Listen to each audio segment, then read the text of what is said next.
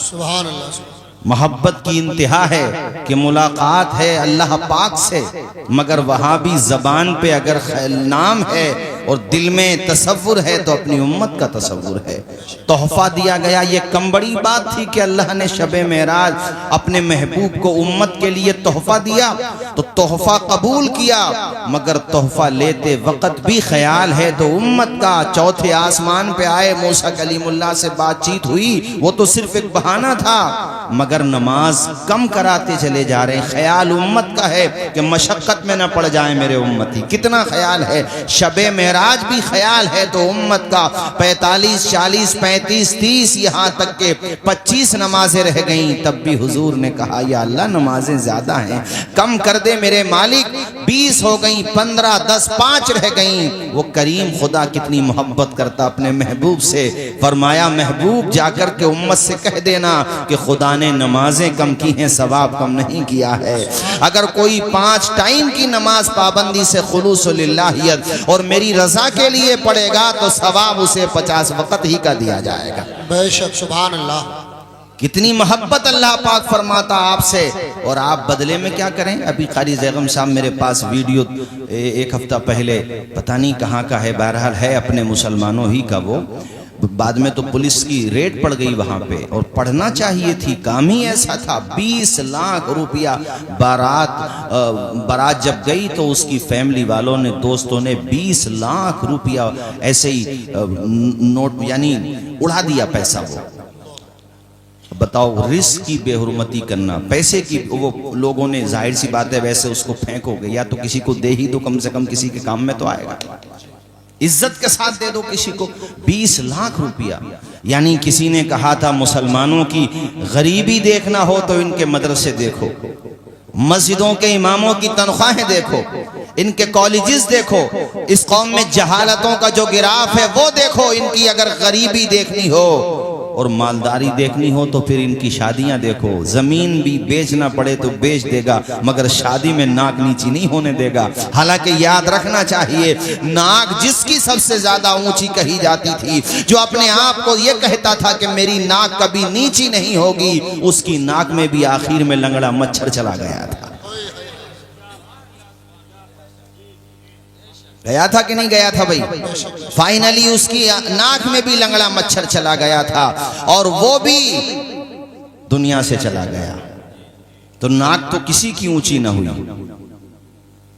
इज्जत भी उसी की रहेगी जो हुजूर के रास्ते पर रहेगा, वरना कुछ नहीं रहेगा मेरे भाइयों।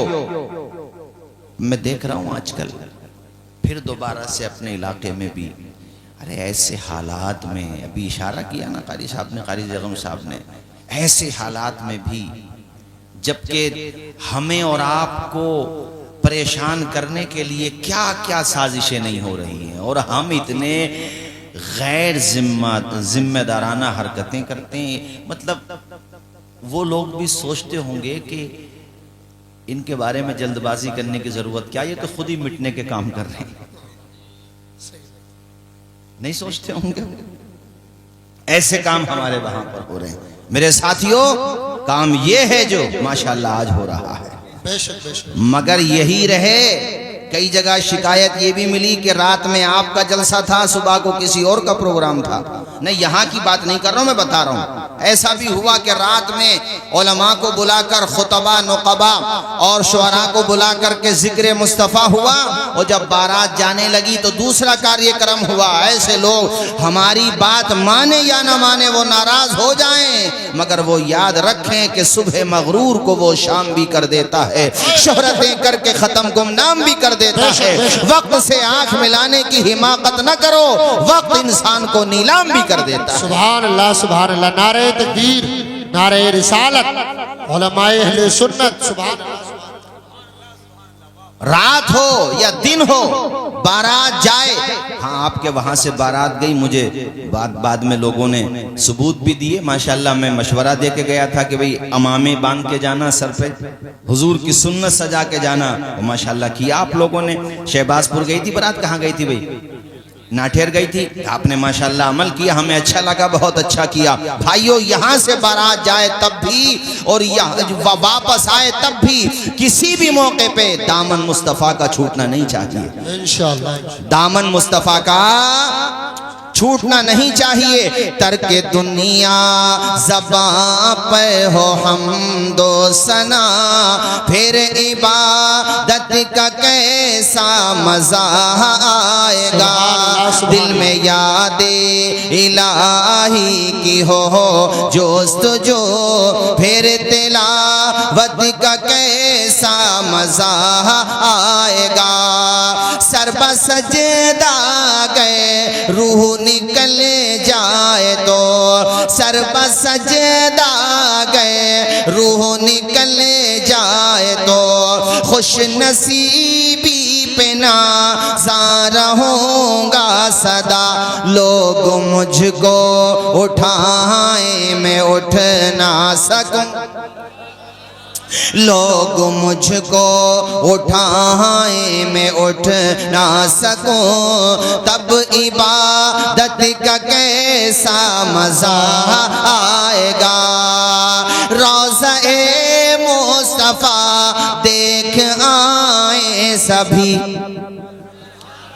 वाह वाह वाह, सुभान अल्लाह। और अभी क्या बात। बोलो इंशाअल्लाह। रोज़ा-ए मुस्तफ़ा देख आए सभी, आरज़ू जुस्तजू हर घड़ी है यही, लब पे नहाते नबी गुनगुनाते, क्या बात। लब पे नहाते नबी गुनगुनाते रहे, फिर जियारत का कैसा मज़ा आएगा।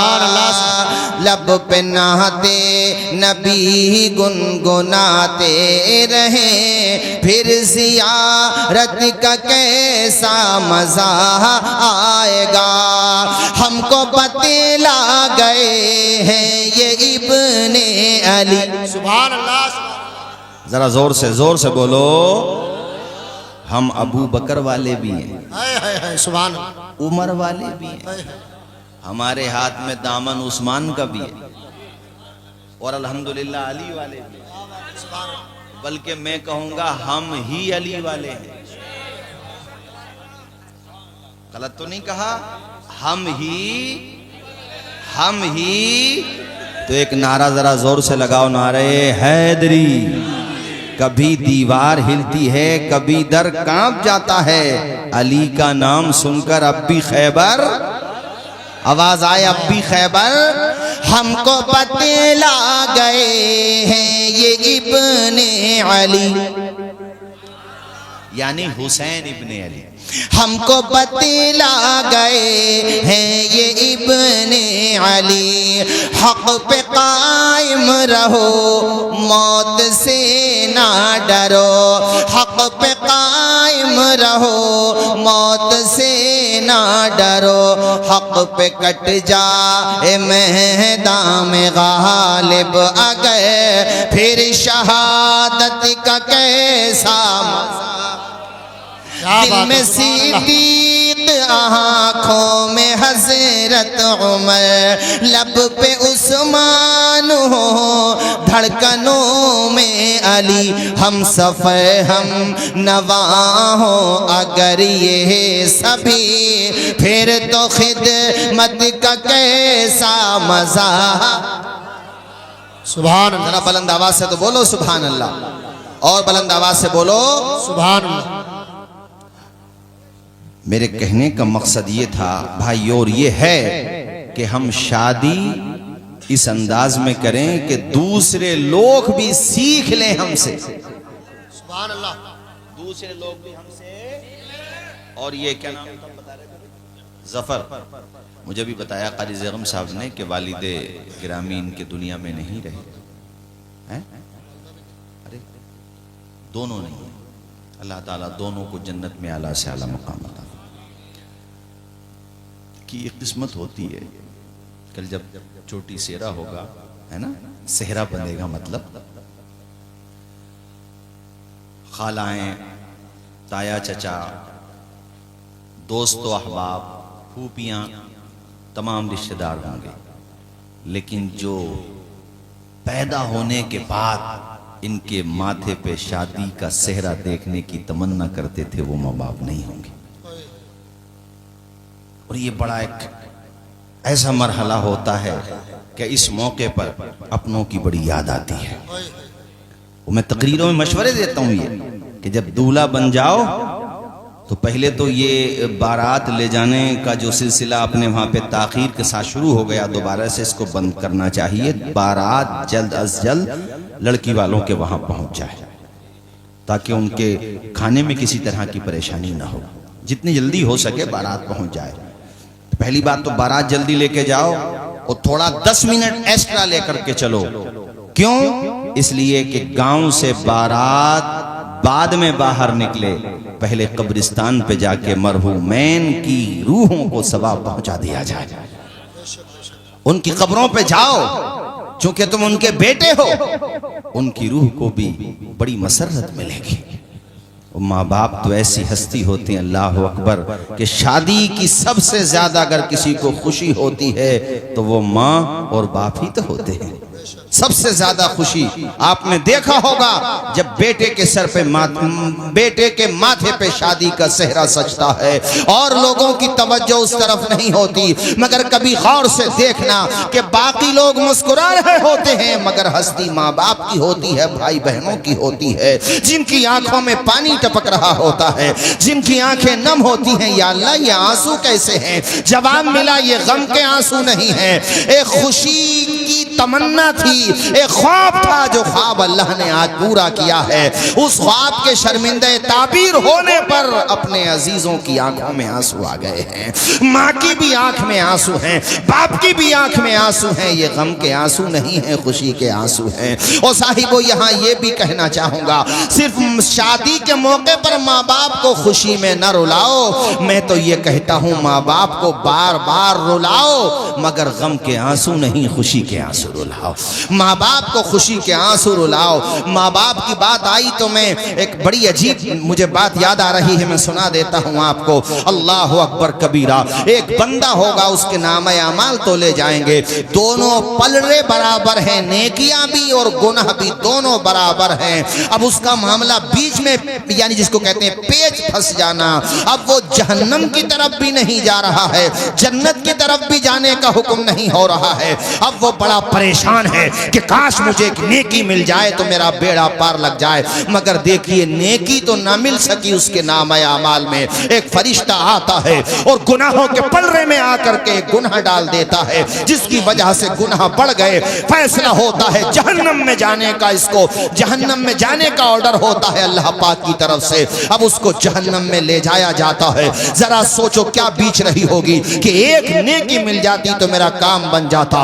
वो कहता है फरिश्तों से, जरा मुझे ये तो बताओ, ये कौन सा गुनाह था जिस गुनाह ने मेरे लिए जहन्नम का फैसला लिख करवा दिया है, जिस गुनाह की वजह से मैं जन्नत में नहीं जहन्नम में जा रहा हूँ। अल्लाह अकबर कबीरा। उसको बताया जाता है कि एक मर्तबा तुमने झुंझला करके, गुस्से में भर करके अपने बाप के लिए उफ कह दिया था।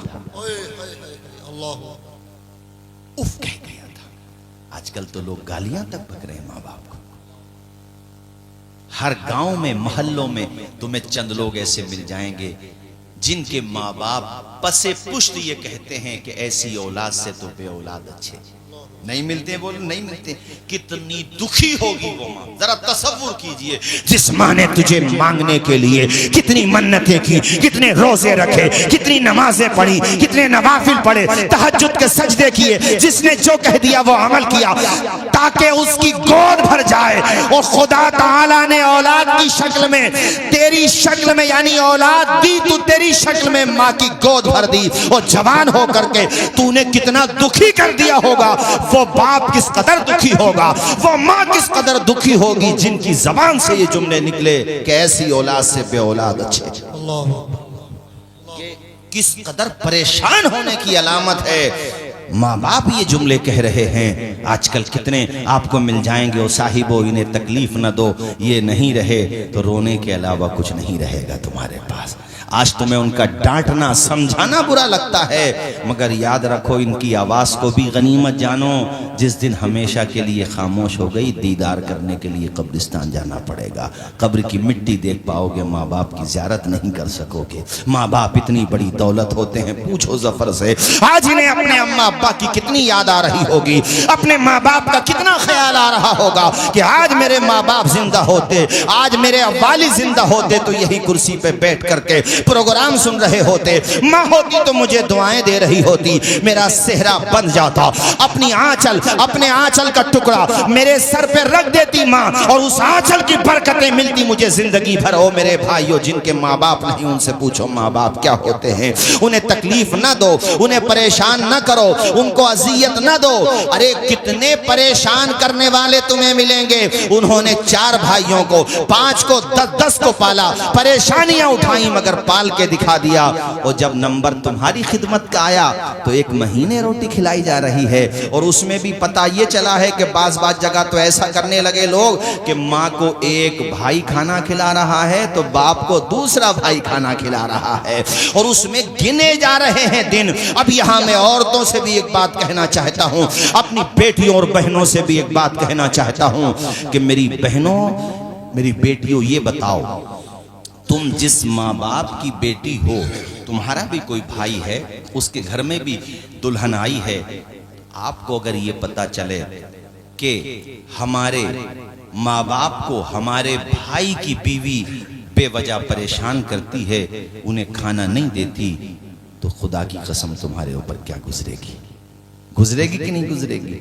इसी तरह से सोचो कि तुम जिसके निकाह में हो उसके भी माँ बाप हैं, उसे दूर न करो अपने माँ बाप से, उनकी भी खिदमत करो। और मैं माँ बाप से कहता हूँ कि तुम अपने बेटे की बीवी को बहू की निगाह से नहीं, बेटी की निगाह से देखो, उसे प्यार की निगाह से देखो। उसके घर पे कोई कमी हो जाए, लेन देन में कोई कमी हो जाए, मेहमान नवाजी में कोई कमी हो जाए, तो उसके लिए तानाजनी का जरिया न बनो, बल्कि उसके लिए ढारस बनो और उसको कहो कि अब तू हमारे लिए बेटी जैसी है। अगर दोनों तरफ से मोहब्बत का ये मामला रहेगा तो इंशाअल्लाह हमारे आपके सबके घर जन्नत का नमूना बन जाएंगे। बेशक बेशक। बोलो नहीं बन जाएंगे? ऊंचा बोलो जरा, बन जाएंगे कि नहीं बन जाएंगे? अल्लाह अकबर।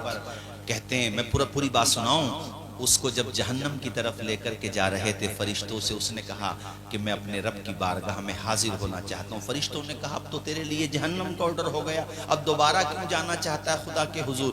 कहा मैं चाहता हूँ। फरिश्तों ने रब की बारगाह में अर्ज की, रब ने फरमाया ठीक है, मैं इसकी बात सुनता हूँ, ये क्या कहना चाहता है? वो अर्ज करता है, सुनो कारी साहब, वो अर्ज करता है, या अल्लाह, मैं जब जहन्नम की तरफ जा रहा था, तवज्जो से सुनो, मैं जब जहन्नम की तरफ जा रहा था तो मैंने बड़ा अजीब गरीब मंजर देखा, जिसने मेरा गम बढ़ा दिया, मेरी फिक्र बढ़ा दी। रब फरमाता है तूने क्या देखा? कहा या अल्लाह, मैंने देखा कि मेरे बाप को भी जहन्नम की तरफ ले जा रहे हैं फरिश्ते।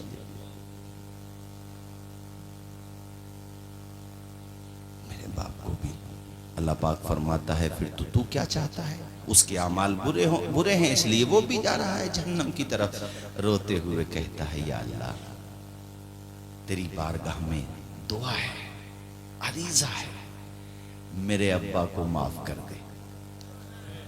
जरा जोर से बोलो ना यार, सुभान अल्लाह। मेरे अब्बा को माफ कर दे, उसकी सजा मुझे दे दे, मेरी सजा डबल कर दे, मगर मेरे अब्बा को जन्नत दे दे। अल्लाह ताला की रहमत मुस्कुराएगी। दुनिया में तो कहना नहीं माना, दुनिया में तो कहना नहीं माना, यहाँ इतनी फिक्र। रोते हुए कहेगा मालिक है तो मेरा बाप, मैंने दुनिया में भी कहा न माना, यहाँ भी अपने अब्बा को जहन्नम में जलते हुए देखूं, ये मुझसे नहीं हो सकेगा। मैं तो जहन्नम में जा ही रहा हूँ, मेरे अब्बा की सजा मुझे मिल जाए, मुझे डबल सजा मिल जाए, मगर मेरे अब्बा जन्नत में चले जाएं, मेरे वालिद जन्नत में जाके ये बात तो याद रखेंगे कि मैं अपने बेटे की वजह से सुकून पा सका। दुनिया में उन्हें गम रहा कि बेटा नाफरमान रहा, मगर जन्नत में जाके तो सुकून मिलेगा। मेरे रब को ये जवाब इतना पसंद, इतना पसंद। मेरा रब फरमाएगा, ओ बंदे मैं बड़ा करीम हूँ, करम करने वाला हूँ, मैं बड़ा रहीम हूँ, रहम करने वाला हूँ, मुझसे ज्यादा कोई रहम करने वाला नहीं।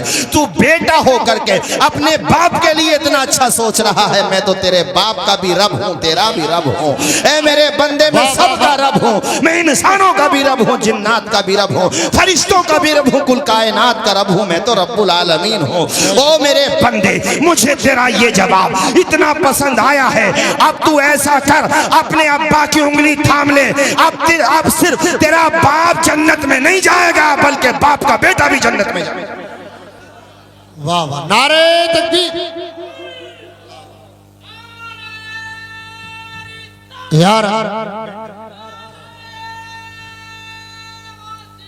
या गौस, जिंदाबाद जिंदाबाद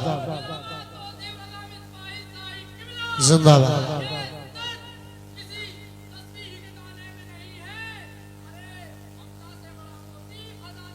क्या बात है,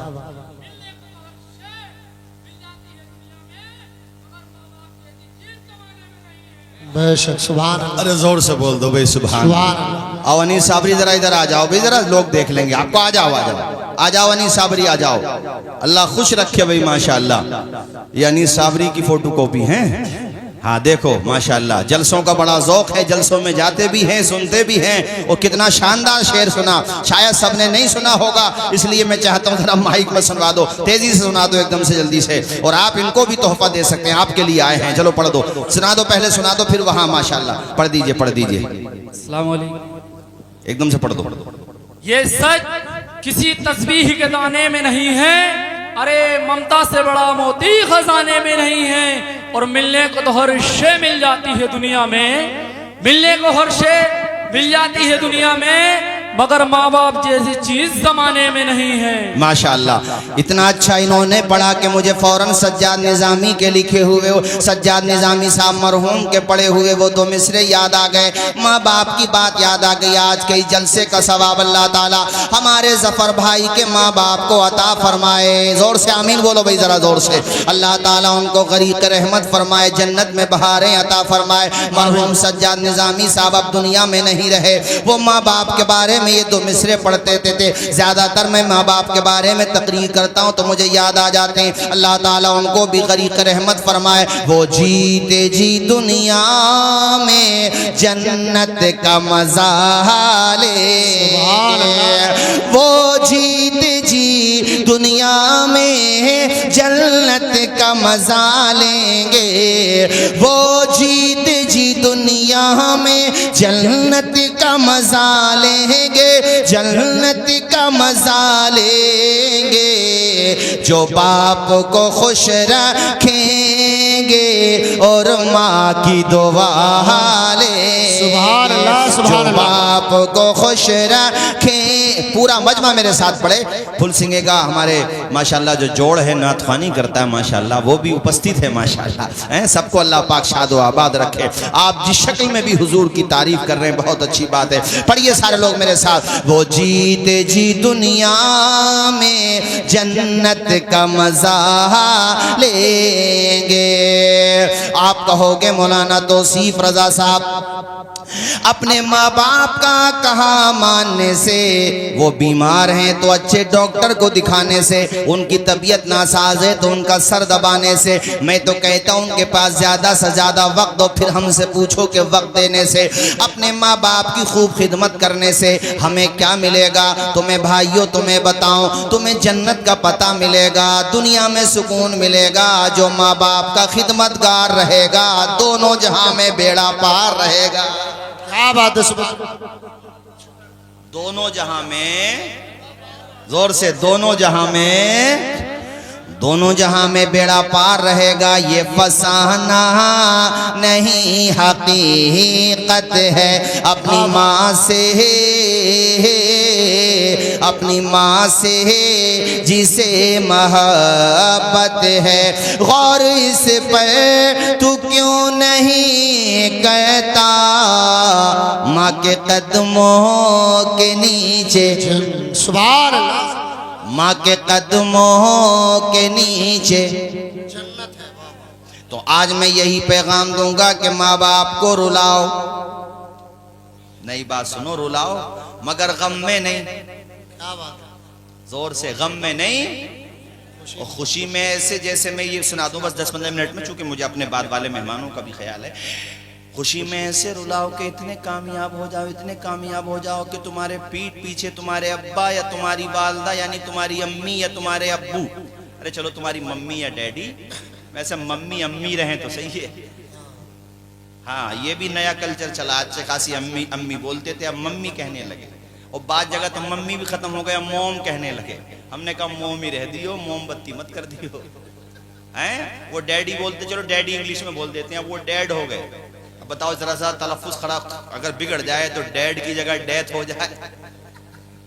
तो इसलिए भैया अपना जो कल्चर है उसी को बाकी रखो, ठीक है कि नहीं। हाँ, अपना जो मशरिकी कल्चर है उसी को बाकी रखो। माँ बाप के बारे में बताना चाहता हूँ मेरे भाइयों, मैं आपको समझाना चाहता हूँ, अपने माँ बाप की ज्यादा से रुलाओ उन्हें, मगर ऐसे कि पीठ पीछे तुम्हारी तारीफ करें कि बहुत कमेरा है हमारा लड़का। बोलते कि नहीं बोलते। अपनी बहनों की शादी कर दी, भाइयों की शादी कर दी, घर बना दिया, परिवार अच्छा चला रहा, काम से लगा हुआ, ये तारीफ हो, ये ना हो पता चला किसी बुरी आदत का शिकार हो। जैसे बाज लड़के हमारे मुसलमानों में भी अल्लाह की पनाह शराब तक की शिकायतें आ रही, नशेड़ी बन रहे। हाँ, और ये मोबाइल जब से चला है तो इसने भी साफ बड़ी आफत पूरे समाज के अंदर दाखिल कर दी मोबाइल ने। अब यहां से वापस जाएंगे, आप तो कहीं भी, यहीं की बात नहीं कर रहा हूं, आप कहीं भी जाओ, रात में 3 बजे 4 बजे 5 बजे 2 बजे 1 बजे मुसलमानों की बस्तियों में आप चले जाओ, कब्रिस्तान की बाउंड्री है, आपको कब्रिस्तान की बाउंड्री पे दिन में जाते हुए डर लगेगा, मगर रात में 4 बजे भी 4-5 मजनू तुम्हें जरूर मिलेंगे कब्रिस्तान की बाउंड्री पे। अबे मरने आए हो क्या करने आओ ये बताओ। यहाँ आने की तुम्हें इतनी जल्दी है, अगर आए भी हो तो फातिहा पढ़ो, मगर मोबाइल कान पे लगा हुआ होगा और कान पे लगा, आप नहीं पहचान पाओगे उनको, वो तो कोई तुम्हें बताएगा तो पता चलेगा। कब्रिस्तान की बाउंड्री हो, आपके स्कूल की बाउंड्री हो, हैं तालाब की बाउंड्री हो, आपको कुछ न कुछ मजनू मिलेंगे जरूर। वो तो फिर किसी ने हमें एक दिन बताई ये बात कि जिधर देखो उधर ही इश्क के बीमार बैठे हैं, हजारों मर चुके हैं, सैकड़ों तैयार बैठे हैं। स्कूल की बाउंड्री हो या फिर अपने संबल की रेल की पटरी हो, ये भी सिखा पा रहे हैं?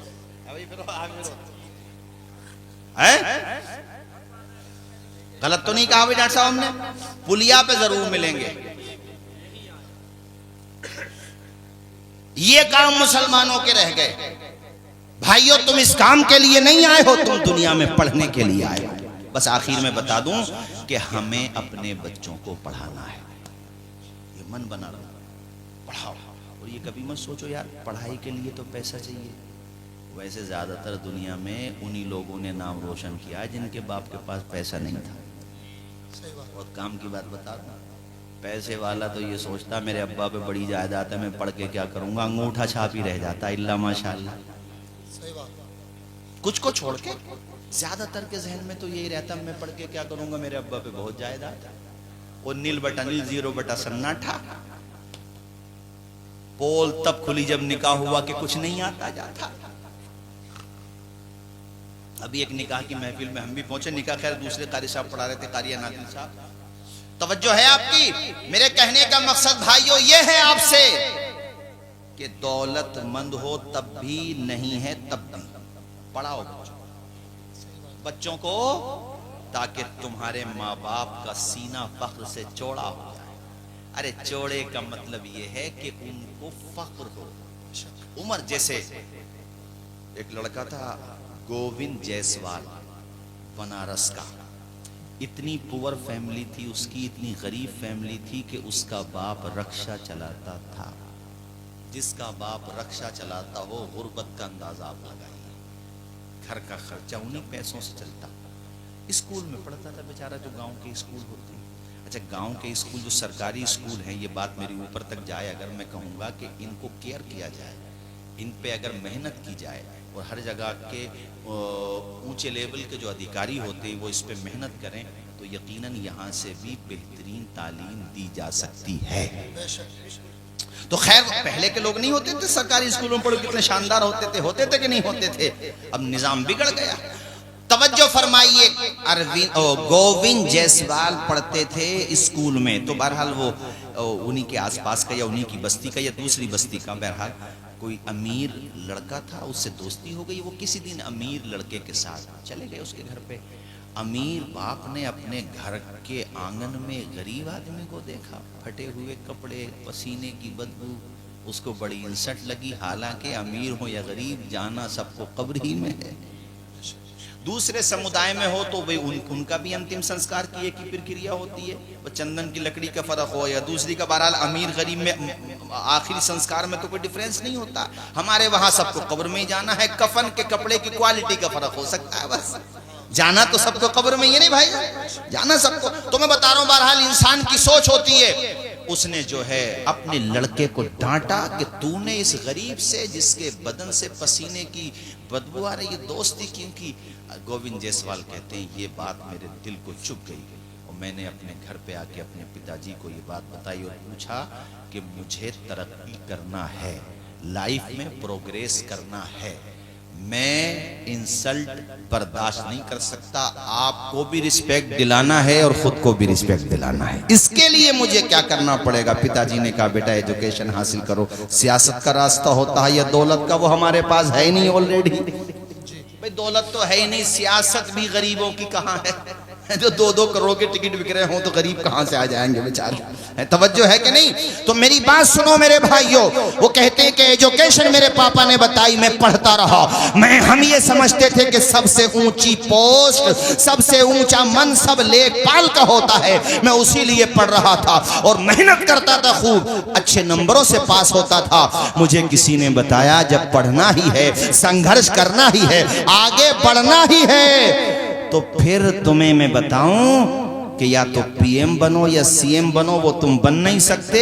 आखिरी ऑप्शन है कि डीएम बनो, वो एजुकेशन के जरिए बन सकते हो। मेहनत करोगे तो बन सकते हो। गोविंद जायसवाल कहते हैं मैंने मेहनत की और इतनी मेहनत की कि मैं खूब पढ़ता था, रात दिन मेहनत करता था। बाप मेरा रक्षा चलाता था। मैं जब दिल्ली गया वहां पे ट्यूशन पढ़ा करके उन पैसों से मैं अपने खाने का चाय का इंतजाम करता। चाय के बारे में बताते हैं कि मैं आधा कप चाय पीता था, इतने पैसे नहीं थे कि मैं 1 कप चाय पी लेता। खाना भी मैं औरों के मुकाबले में बहुत लोकल दर्जे का खाना खाता था। अपने दोस्तों की तरह मर्डर गश्ती नहीं करता था। 17-17 घंटे 18-18 घंटे पढ़ता था। गोविंद जायसवाल अपनी हिस्ट्री बयान करते हुए कहते हैं इससे ज्यादा अगर मैं मेहनत करता तो मर जाता। उधर घर पे हमारे पापा के पांव में सेप्टिक हो गया, यानी वो रक्षा भी नहीं चला पा रहे थे। ऑपरेशन भी होना था, ऑपरेशन करने के लिए अच्छे डॉक्टर की जरूरत थी, मगर गुर्बत की वजह से जिस तरह से भी जहां हुआ ऑपरेशन किया गया। कहते हैं ये जिंदगी आपको संघर्ष करना सिखाती है, मगर साहिबो फुलसिंगा के मेरे दीनी भाइयों, जब निकाह मंजिल पे हो तो आपको मंजिल नजर आती है, रास्ते की रुकावटें नजर नहीं आती हैं। और कामयाबी वही हासिल करता है जिसकी रगों में खून से ज्यादा मकसद को पाने का जुनून दौड़ रहा हो।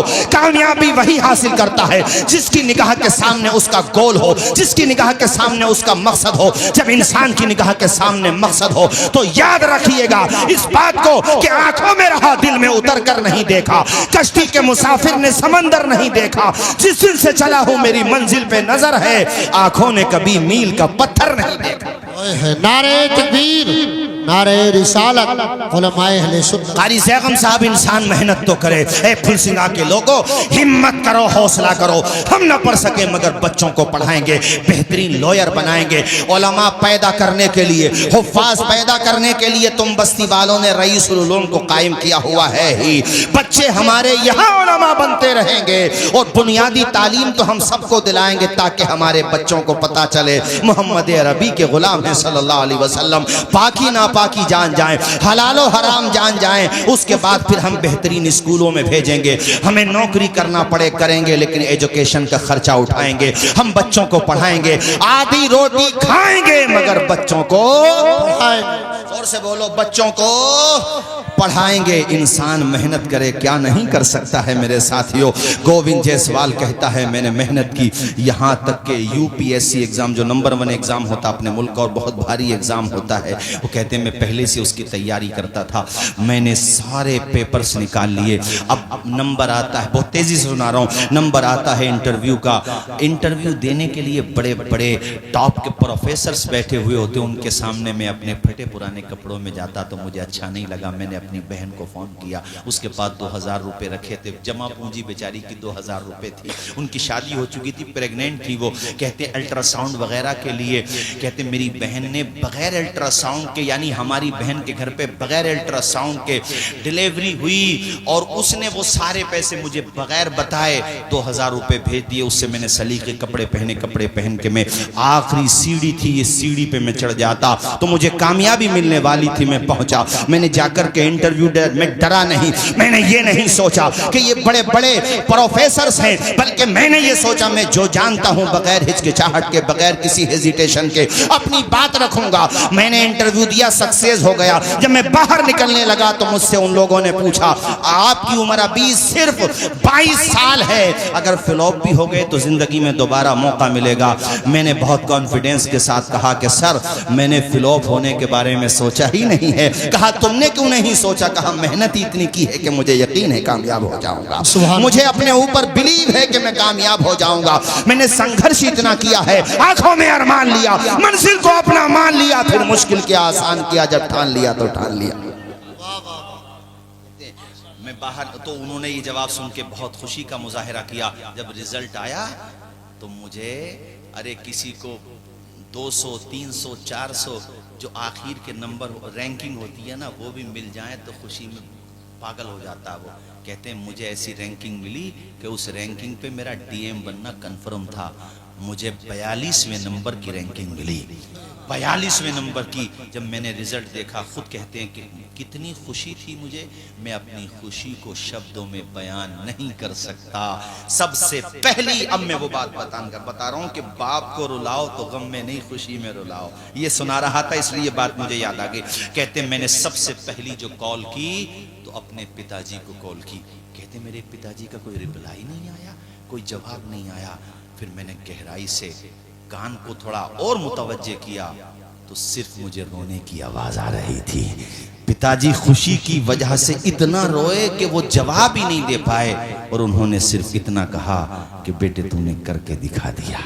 आज तेरे बाप की उम्र बढ़ गई है। अरे उम्र बढ़ती नहीं है, मेरे कहने का मकसद ये है कि एतमाद बढ़ गया, जिंदगी जीने का एक मकसद मिल गया। और चंद दिनों पहले ये वाकया उसके पिताजी के साथ हुआ था कि उसके पिताजी के रक्शे पर एक होमगार्ड ने डंडा इतनी जोर से मारा कि उसके टायर में जो है सुराख हो गया, पंचर जिसको कहते हैं। तो किसी एडवोकेट थे, कोई उन्हीं के गाँव के इत्तेफाक से थे वहां पर। तो उस एडवोकेट ने उससे कहा होमगार्ड से, तुम्हें पता है इनके बेटे यूपीएससी एग्जाम निकाल रहे हैं? इतना जब सुना तो उसने मजाक सा उड़ाया, इनके बेटे। वो कहते हैं जब एग्जाम निकल गया, पूरे बनारस में खबर पहुंची, बड़े बड़े नेतागण, बड़े बड़े महोदय और बड़े बड़े ओहदे, लाइन लग गई इंटरव्यू लेने वालों की। तो होमगार्ड साहब भी आए, वो भी पहुंच गए और जाकर के उन्होंने अपनी गलती मानी। कहते मेरे पिताजी ने माफ कर दिया, मगर जब वो वापस आने लगे तो हमारे पिताजी ने कहा साहब किसी की गरीबी देख के, किसी का रंग देख के, किसी की बिरादरी देख के, किसी की मकान की कच्ची छत देख के उसके फ्यूचर का फैसला मत करना, उसकी तकदीर का फैसला नहीं करना। याद रखना वक्त बदलता है, अगरचे वक्त बदलने में कुछ वक्त लगता है। जब इंसान संघर्ष करता है, जब इंसान मेहनत करता है, जब इंसान कोशिश करता है तो यकीनन उसे उसका फल मिलता है। संघर्ष की राह जो चलता है, हालात वही बदलता है। जिसने रातों से जंग जीती है, सूरज बनकर जरूर चमकता है। हाँ बुला लो। तुम्हें सुनाने का मकसद सिर्फ ये था कि ये ना सोचना कि हम एक विलेज में रहने वाले हैं, हम क्या कर सकेंगे। अरे तुम तो बहुत कुछ कर दोगे। दिमाग का इस्तेमाल तो कराना सिखाओ अपने बच्चों को। हमारा और आपका दिमाग पैराशूट की तरह है। एक मुफक्किर ने कहा था, इंसानों तुम्हारा दिमाग पैराशूट की तरह। पैराशूट हवाई जहाज में अगर इमरजेंसी कोई सिचुएशन आती है, जैसे वो क्रैश होने वाला है या कहीं पानी में लैंडिंग होने वाली है इमरजेंसी उसकी, तो पैराशूट के जरिए से पैसेंजर्स को छोड़ा जाता है। पैराशूट को खोलते हैं तो फिर वो गुब्बारा सा हो जाता है, तो आदमी आसानी से जमीन पे आ जाता है। पैराशूट की तरह है इंसान का दिमाग, अगर नहीं खोलोगे तो जिंदगी की खलाओं में सफर नहीं कर सकोगे। और अगर इस्तेमाल करोगे अपने जहन को, मैं कहता हूं चलो बिजनेस ही में इस्तेमाल करो, तालीम में इस्तेमाल करो, बेहुदा बातों में इस्तेमाल न करो। खाली दिमाग शैतान का घर होता है। तालीम में, नॉलेज में, माँ बाप की खिदमत में, अच्छे कामों में, रिलीफ के कामों में मेहनत करो, कामयाबी हासिल करो। राहत इंदौरी ने कहा था, परों को खोल जमाना उड़ान देखता है, जमीन पे बैठ करके आसमान देखता है। बेशक बेशक बेशक परों को ज़माना उड़ान देखता है। वाह वाह। और इसकी शुरुआत आदमी को कर देना चाहिए। बिजनेस कर, अब जितने जैसे अपने यहाँ के कितने लोग होंगे माशाल्लाह, अहमदाबाद में जाकर तरक्की की, भाई आपके फुल सिंह अहमद आला हैं, रामा बुजुर्ग बहुत हैं, तो जाहिर सी बात है एक दिन में तो उनको पकी पकाई ना मिली। पकी पकाई तो किसानों को भी नहीं मिलती। पहले उसको, हाँ पहले उसको दाना, उसके बाद भी एकदम से बाहर नहीं आना है, अभी तो फसल पकाना, उसके लिए कितने पीरियड्स आते हैं, कितने टाइम्स गुजरते हैं, तब जाकर के हैं। वो कहा ना कि मिटा दे अपनी हस्ती को अगर कुछ मर्तबा चाहे, कि दाना खाक में मिलकर, आवाज आए कि दाना खाक में मिलकर। यार कश्ती जब लहरों से टकराती है तो किनारे तक पहुंच ही जाती है। लोहार जब कुटाई करता है ना उसकी लोहे की, तो वो कुंदन बन ही जाता है। चूंटी भी जब अपनी मंजिल की तरफ जाती है, दीवार पे देखा होगा, गिरती है, फिर चढ़ती है, फिर गिरती है, मगर फाइनली उसे भी कामयाबी मिल जाती है। वो चूंटी हिम्मत नहीं हारती। यार तुम तो अशरफुल मखलूकात हो। संघर्ष तो करना सीखो। सिर्फ बैठकों पे बैठ के किसी के कपड़ों पे तबसरा करने से, किसी ने अच्छा मकान बना लिया, टाइल्स लगा ली, तरक्की कर ली, उसके बारे में तबसरा करने से तो ना कल मसला हल हुआ था, ना आज मसला हल हुआ है, बल्कि मसाइल पैदा और हो जाएंगे। बेशक। नारे तकबीर, नारे रिसालत, उलमाए अहले सुन्नत, मसलक आला हजरत शायर इस्लाम सैफ रजा कानपुरी, नारे तकबीर, नारे रिसालत। आ जाओ भाई। हमारे कारी सदाकत साहब किधर चले गए? इमाम साहब गुजर गए क्या? अरे यहाँ से गुजर गए क्या? बैठो। ये हमारे माशाल्लाह बड़े, बैठो भाई साहब। हाँ माशाल्लाह। अभी सुनेंगे आप, कानपुर की सरजमीन से तशरीफ लाए माशाल्लाह। अल्लाह ने बड़ी शोहरत दी है और बहुत अच्छा भी पढ़ते हैं माशाल्लाह। और अभी आप बस 5, 7 या 10 मिनट में अपनी गुफ्तगू खत्म करूंगा। इमाम साहब ये फुलसिंगा वाले अब आपको परमानेंट इन्होंने कर ही लिया है माशाल्लाह, हैं? अल्लाह खूब बरकतें अता फरमाए। भाइयों आखिर में जाते जाते कारी ज़ग़म साहब मैं ये कहूंगा, रोटी भी ना मिले फाका कर लो, मगर बच्चों को जोर से, बच्चों को इसके अलावा रास्ता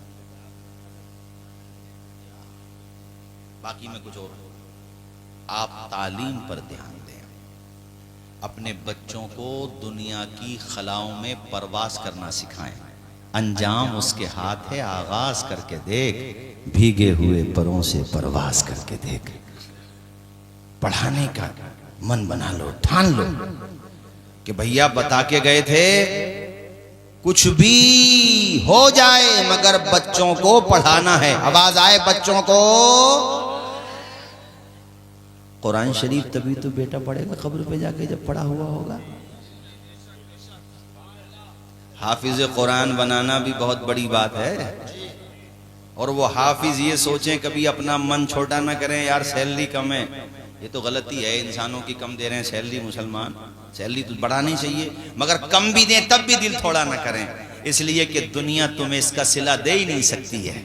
तुम तो कुरान पढ़ते रहो, तिलावत करते रहो, बच्चों को पढ़ाते रहो, तुम्हें तो मकाम इतना बुलंद मिलेगा कि जब जन्नत में रब के करम से, रब के फजल से एंट्री करोगे, रब फरमाएगा ओ हाफिज कुरान पढ़ना शुरू कर दे। कुरान तरतील के साथ पढ़, ठहर ठहर के साथ पढ़, कुरान पढ़ता जा, आगे जोर से आगे, आखिरी मंजिल तेरी वही होगी जहां वन्नास की आखिरी सीन होगी। तो कितना ऊंचा मकाम मिल गया है। फजल रब्बुल औला, और क्या चाहिए, मिल गए मुस्तफ़ा, और क्या चाहिए। इसलिए हुफ़ाज़ उलमा कुर्रा से मैं कहूँगा कि ये देखो मसाजिद में जो मकतब पहले अपने यहाँ पे चल रहा, मकतब यहाँ पे तो चलो मदरसा है ही माशाअल्लाह, मस्जिदों में मकतब चलते थे नहीं चलते थे पहले, हाफिज साहब पढ़ाते थे, नाजरा पढ़ते थे।